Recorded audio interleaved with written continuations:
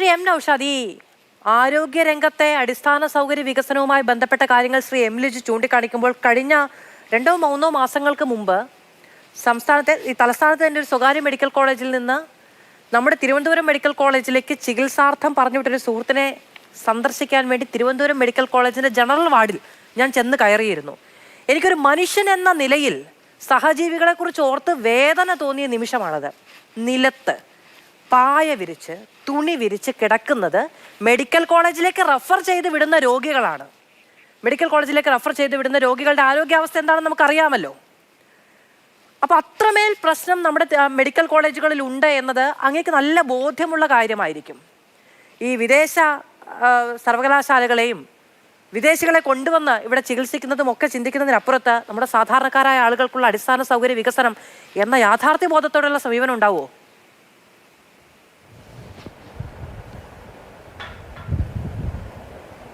മാധു, ആദ്യം ഞാൻ കുറച്ച് ദിവസമായി മെഡിക്കൽ കോളേജിലെ ട്രീറ്റ്മെൻറ്റിലാണ്. കാരണം എൻ്റെ നെർവസ് സംബന്ധമായ അവിടെ ന്യൂറോ സർജന് HOD ആയിട്ടുള്ള ചിത്രയുടെ പേഷ്യൻ്റാണ്. അവിടെ അതേ ഹോസ്പിറ്റലിൽ തന്നെയാണ് എൻ്റെ MRI നടത്തിയത്, NCV ടെസ്റ്റ് നടത്തിയത്, ബ്ലഡ് ടെസ്റ്റ് നടത്തിയത്. ഇപ്പോൾ അവരുടെ പ്രിസ്ക്രിപ്ഷൻ അനുസരിച്ചുള്ള മരുന്ന് നടത്തി ഇപ്പോൾ ആ ട്രീറ്റ്മെൻറ്റ് ഞാൻ തുടരുകയാണ്. എനിക്കൊരു ധൈര്യക്കുറവും തോന്നിയില്ല മെഡിക്കൽ കോളേജിൽ പോകാൻ, കേട്ടോ. ശ്രീ നൗഷാദ്, മെഡിക്കൽ കോളേജിലേക്ക് ചെല്ലുമ്പോൾ അങ്ങേക്ക് കിട്ടുന്ന പ്രിവിലേജുകൾ എന്താണ് എന്നത് അങ്ങ് കണ്ണുകെട്ടി വർത്തമാനം പറയുന്ന രീതിയിൽ പറഞ്ഞു പോകരുത്. അതുപോലെ നമ്മുടെ MP A റഹീം, അദ്ദേഹത്തിന്റെ ഭാര്യയുടെ അസുഖവുമായി ബന്ധപ്പെട്ട് വലിയ തോതിൽ മാത്രമാണ് രക്ഷപ്പെട്ടത് വളരെ അഭിമാനത്തോടെ പറയുന്നത് കേട്ടിരുന്നു. പക്ഷേ സാധാരണക്കാരുടെ പ്രശ്നമുണ്ട്, ബോധ്യമില്ലെന്ന് പറയരുത്. ഞങ്ങൾ പറഞ്ഞു തീർക്കാൻ നിങ്ങൾ സമ്മതിക്കാതെ നിങ്ങളുടെ മനസ്സിലുള്ളത് തള്ളിക്കേറ്റാൻ ശ്രമിക്കുന്നതിനാ? നിങ്ങൾ പറഞ്ഞത് ഞാൻ കേട്ടോണ്ടിരുന്നല്ലോ. അല്ല, അവിടെ നിലവിൽ മാധു മുമ്പ് മെഡിക്കൽ കോളേജിൽ പോയിട്ടില്ല, അവിടെ വന്നിട്ടുള്ള മാറ്റങ്ങൾ കണ്ടിട്ടില്ല. എന്തായിരുന്നു അതിന്റെ അവസ്ഥ?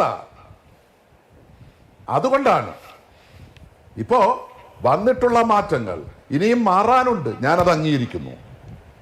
പക്ഷെ വന്നതിനെ വന്നതായി കാണണ്ടേ? പിന്നെ ഒരു ചാനൽ ചർച്ചയിലൊക്കെ വന്നിരുന്നു കേരളത്തില് മരുന്നില്ല, എന്തെല്ലാം നുണകൾ ഇങ്ങനെ അങ്ങ് പറഞ്ഞുകൊണ്ടേയിരിക്കലിച്ചു. കേരളത്തിലെ ജനങ്ങൾക്ക് അത് നേരിട്ട് ബോധ്യമുള്ളതാണ്. പണ്ട് തുണ്ട് മാത്രം കൊടുത്തുകൊണ്ടിരുന്ന പ്രാഥമിക ആരോഗ്യ കേന്ദ്രങ്ങളെല്ലാം ഇന്ന് ജനകീയ ആരോഗ്യ കേന്ദ്രങ്ങളായി മാറി.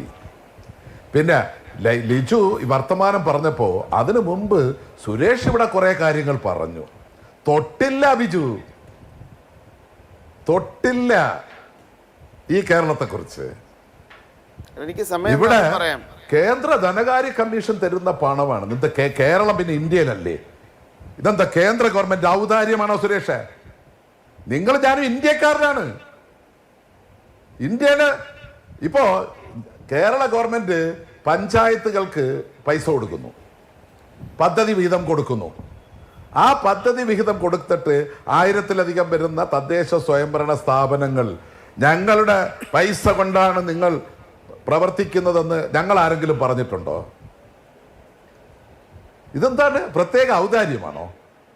അതെ, ഈ ധനകാര്യ കമ്മീഷൻ ഇന്ത്യൻ ഭരണഘടനാനുസൃതമായി ഈ ഫെഡറൽ സംവിധാനത്തിൽ പാലിക്കപ്പെടേണ്ടതാണ്. പക്ഷെ അതിന് തുരങ്കം വെക്കുന്ന പണി നിങ്ങൾ ചെയ്തു. നിങ്ങളുടെ പ്രധാനമന്ത്രി ഉൾപ്പെടെ സംസ്ഥാനങ്ങൾക്ക് വിഹിതം കൊടുക്കുന്നതിൽ ഇടപെട്ടു എന്ന വെളിപ്പെടുത്തൽ വന്നിട്ട് ഒരാളും പ്രതികരിച്ചില്ലല്ലോ. ഒരാളും പ്രതികരിച്ചിട്ടില്ല. എന്താണ് കേന്ദ്രം കേരളത്തോട് കാണിക്കുന്നത്? അതിനെക്കുറിച്ച് ലിജുവിന് വർത്തമാനം ഇല്ലല്ലോ. ഈ കേരളത്തിലെ ഗവൺമെന്റിന്, ഏതൊരു ഗവൺമെന്റിനും പ്രവർത്തിക്കണമെന്നുണ്ടെങ്കിൽ സമ്പത്ത് വേണം. നമ്മൾ പ്രതീക്ഷിക്കുന്ന വരവും പ്രതീക്ഷിക്കുന്ന ചെലവുമാണ് ബഡ്ജറ്റ്. ഇവിടെ ഈ ബഡ്ജറ്റിൽ കേന്ദ്രത്തിന്റെ വരുമാന നഷ്ടം സുപ്രീം കോടതി നിൽക്കുക. ഇവിടെ ഒരു സംസ്ഥാന ഗവൺമെന്റ് മുഖ്യമന്ത്രി ഉൾപ്പെടെ സമരം ചെയ്യാൻ പോകുന്നു, സുപ്രീം കോടതിയിൽ കേസ് നിൽക്കുന്നു. പുതിയ സ്ഥിതിവിശേഷമാണ്, മുമ്പൊന്നും ഇല്ലാത്തതാണ്. ഇപ്പൊ മറ്റ് സംസ്ഥാനങ്ങളും അതേ വഴിക്ക് പോകുന്നു. അപ്പൊ അതിന്റെ അർത്ഥം എന്താണ്? ഇത് കേരളം മാത്രം പറയുന്നതല്ലല്ലോ. അപ്പൊ കേന്ദ്ര ഗവൺമെന്റ് നിലപാട് അതാണ്. തങ്ങൾക്ക് ഇഷ്ടമല്ലാത്ത ഗവൺമെന്റുകളെയെല്ലാം സാമ്പത്തികമായി തകർക്കുക എന്നുള്ളതാണ്. ഈ സംസ്ഥാനത്തിന് ലഭിച്ചുകൊണ്ടിരുന്ന വിഹിതം 3.8 ആയിരുന്നു. പക്ഷേ ഇന്ത്യയുടെ മറ്റ് സ്റ്റേറ്റുകളുടെ ജീവിത നിലവാരമാണോ നമുക്കുള്ളത്? യു പിയുടെയും ബീഹാറിന്റെയും ജീവിത നിലവാരമാണോ ഈ കേരളത്തിലുള്ളത്? സാമൂഹ്യ അന്തരീക്ഷമാണോ ഈ കേരളത്തിലുള്ളത്? യു പിയിലെ ജനസംഖ്യ എത്ര? 16 കോടി. കേരളത്തിലെ ജനസംഖ്യ എത്ര? 3.5 കോടി. യു പിയിലെ സ്കൂളുകളുടെ എണ്ണം എത്ര? വെറും 7000. ഇവിടുത്തെ സ്കൂളുകളുടെ എണ്ണം എത്ര? 13,400. സ്കൂൾ മേഖലയിൽ ജോലി ചെയ്യുന്ന അധ്യാപകരുടെ എണ്ണം എത്ര? 2 ലക്ഷം.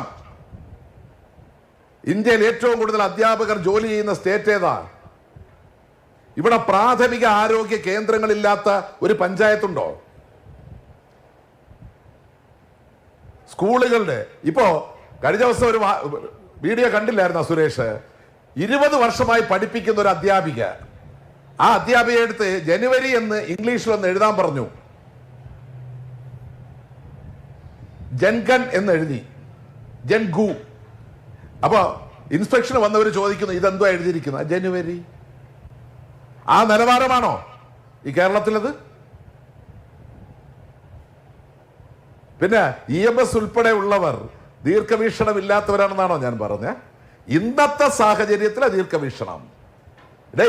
EMS ഉൾപ്പെടെ കൊണ്ടുവന്ന് ഭൂപരിഷ്കരണ നിയമം ഉൾപ്പെടെ നടപ്പിലാക്കിയതിന്റെ ഭാഗമായിട്ടാണ് ഇന്ന് കാണുന്ന ഈ കേരളമുള്ളത്. ഇല്ലെങ്കിൽ ഇന്നും ഈ കേരളത്തിലെ ഭൂമികളെല്ലാം ഇവിടുത്തെ ജന്മിമാരുടെ കൈവശം തന്നെ ഇരുന്നേനെ. കുടിയൊഴിപ്പിക്കൽ നിയമം, നിരോധന നിയമം നടപ്പിലാക്കിയ ഒരു സ്റ്റേറ്റായത്.